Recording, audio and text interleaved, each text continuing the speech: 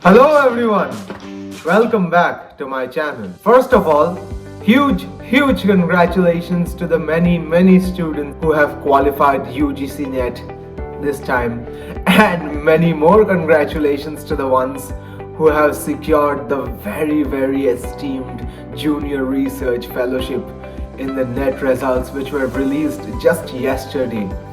When I'm shooting this video, not even 24 hours have passed since the publication of the results, and my Facebook news feed is flooded with people celebrating after cracking NET for their first time or getting a JIF. I'm reminded of January 2019 when I qualified NET for the first time. The joy, as they truly say, is unparalleled. But everything comes with its fair share of anomalies, and in this case the doubt is about the cutoffs. As most of you by this time already know, the cutoffs this time were divided into two sections. One, a number based cutoff, which was the norm up until this time, and another, a percentile based cutoff for subjects like education, English, and many more. So the question which many of you have asked me in the last few hours is, what is going on? Why are there two different kinds of cutoffs?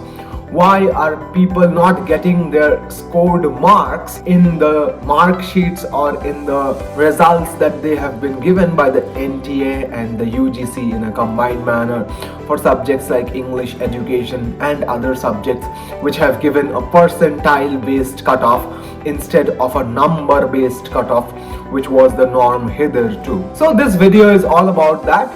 So without wasting any more time, let us begin. In the year 2021, the NET that was scheduled to take place was postponed many times due to the COVID crisis. But notwithstanding that, when the NET dates were finally announced, people were really astounded to see that many subjects were taking their exams in two shifts, like English and education. I will show you a PDF on your screen, on this side of your screen now, where you can see the subjects which have given a percentile based cutoff. Now, when we go back a few days earlier to the time period when the schedule was released, we have only one question to ask. Are all these subjects which have released a percentile based cutoff, do they have anything in common? Let us take a look. As you can see from the schedule up on your screen now, many subjects took their exams in two groups or shifts. And if you go back a few minutes in this video, you will be able to see that the subjects which have released a percentile based cutoff are the subjects which took their exams in two different shifts or groups. So that is the common link which is binding these two together. And of course there are many other subjects which took their exams in only one group or shift who have released a marks based cutoff. So why did this happen? What does it mean? What exactly is a percentile? And what does it mean for the students who have qualified NET this time? Well, two things. First of all, the qualification that you have achieved won't be affected in any way just because your scorecard has a percentile and not a mark. Before this, people used to get both their percentile and their marks. I myself have 3 scorecards where both the things are given. But now they are only giving either marks or percentile. So your scoring or your qualification won't make a difference once you have received the certificate. But there might be a small problem. Where? In the rooms of recruitment. How so? Well, in some cases when they are asking you to fill up a form, they often ask how much you have scored in your NET exam. What is your score? Now, since they have not released a cutoff based on numbers, or you don't know how much you have scored either, how are you going to put that down? Well, I'm sure universities and colleges and other places of higher institution would take this into consideration in the future. But there will also be people who have their NET certificates from previous examinations.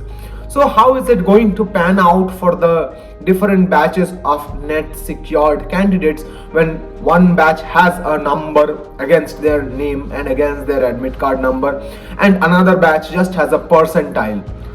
And that brings us to the more important question: what exactly is a percentile and how is it different from the marks that you have scored? Well, it is very, very different. For example, if you have scored 60% in an examination but you have stood first amongst all those who took the examination, then your percentile will be 99.99. So as you can see, if you have scored 60 out of 100, then your percentage is 60, but your percentile, if you have scored the highest, is 99.99. So percentile basically is an evaluation of a very unique trait. How many people have you scored more than?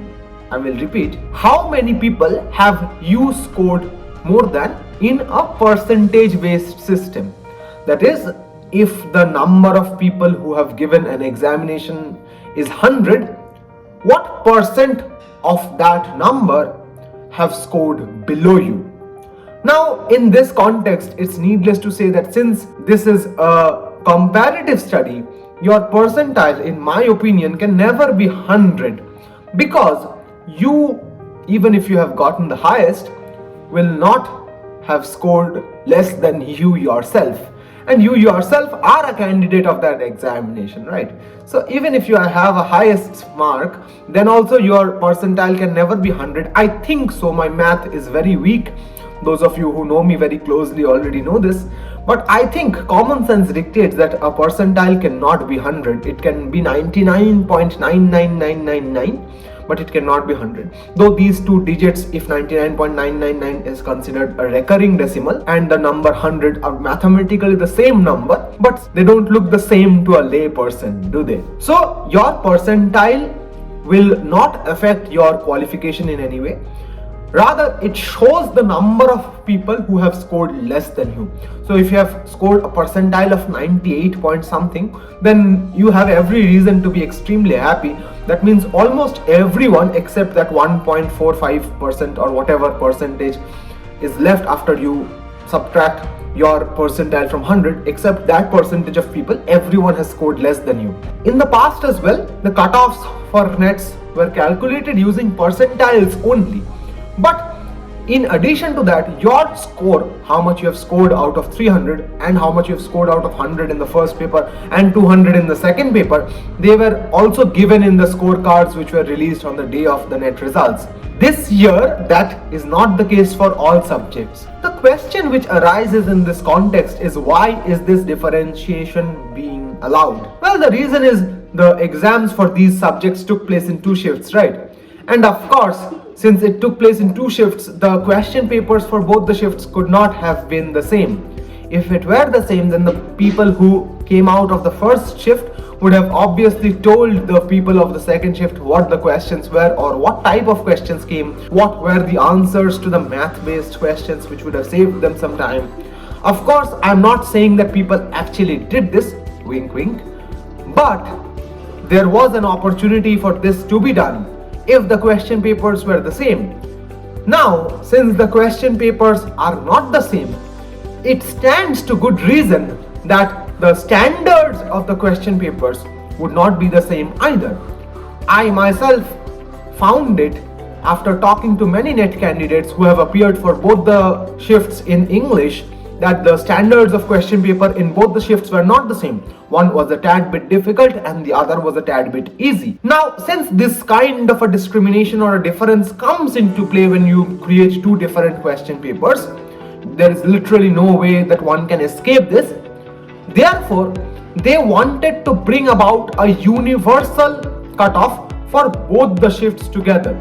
Though in my opinion, since they took 2 shifts separately, they should have released a separate cutoff for the 2 shifts, like 2 different cutoffs, one for shift 1 and one for shift 2, but that did not happen. They unified the scores, then calculated the number of people they were planning to pass, then found out what the last person has scored, then told that whatever that person's percentile is, that would be the cutoff percentile for that category, for that particular space, maybe ALS or GRF, whatever that may be. So in this context, that is the process which UGC and NTA together probably followed. And though that has its disadvantages and people are not very happy because they don't know how much they have scored, they don't know whether they scored 60 or 70 or 50, whereas there are people in other subjects who have received their scores. And of course we are of course friends with people from other subjects and we can see that they have scored well, or they at least have a score, whereas students from English, education, commerce, history, Bengali, they don't have it. So that's a little sad if you ask. So that is it for today.